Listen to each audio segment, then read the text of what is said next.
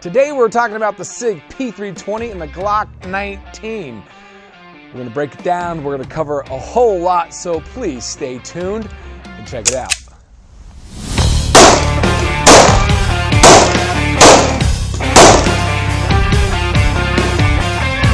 So today we're talking about the Sig P320 and the Glock 19. But let's be specific. The Sig P320 comes in so many different variations that I'm not going to cover all of them, okay? I'm just going to go with the compact today. And then today we're also talking about the Glock 19. This is the Gen 5 Glock 19.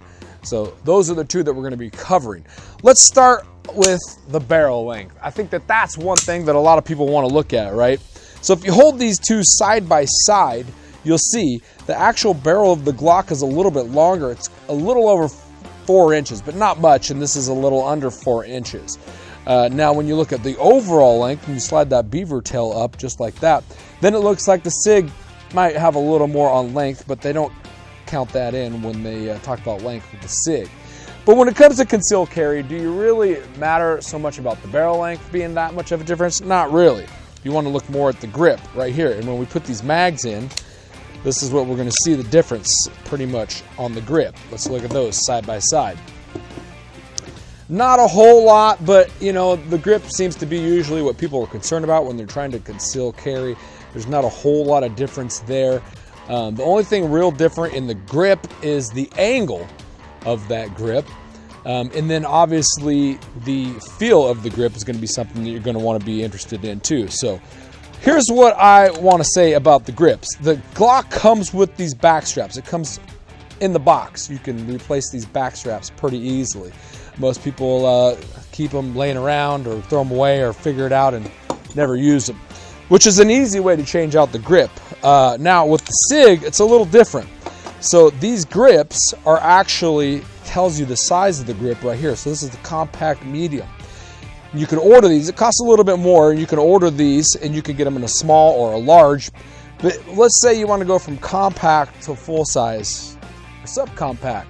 Super easy to do as well. The rail is a little bit different on the Sig as well. I would say that the rail here, I think some people would prefer that over this rail here on the Glock 19. It only has one of the rail slots.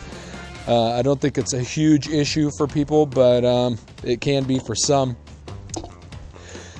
Also, I'd like to talk about the ambidextrous on both of these. You can switch out the mag release. They have the slide lock on both sides, so you don't have to worry about that.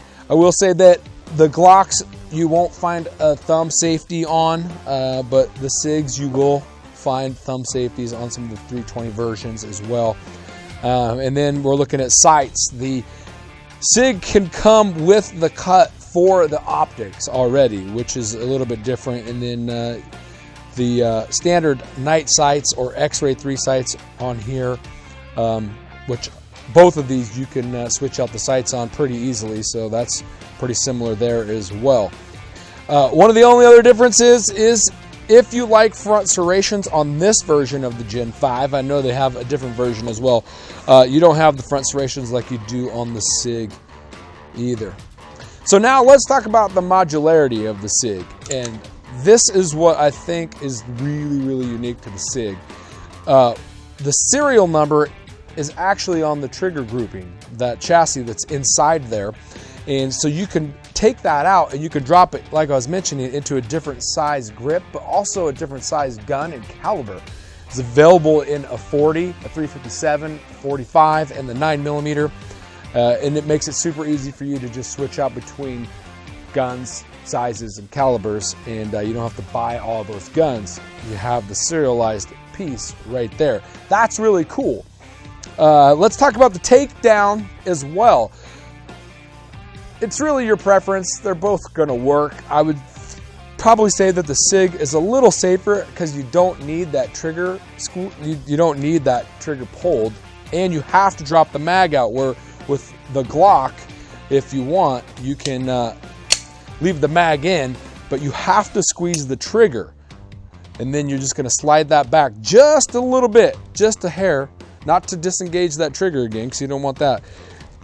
You know, you still got the mag in there, could be loaded. You had to pull the trigger, could be loaded. Hopefully you're not doing that. But with the Sig, You have to have the mag out, you have to have the slide locked, then you're gonna take that lever down, then you're gonna release the slide, and it's gonna come apart like that. So it's a little bit safer as far as breakdown if you're new to guns and stuff like that. But they're both super easy then to put back and get going. Just like that. And there we go, just like that. So that's the basic breakdown between the Sig P320 and the Glock 19. When you make your purchase, make sure you get yourself a good holster. This is an Alien Gear Shapeshift holster, and you can also get that for the Sig P320, or you can get the Cloak series as well. And these shells are swappable for life, so if you end up changing your mind on your gun, you can get yourself another shell for free forever.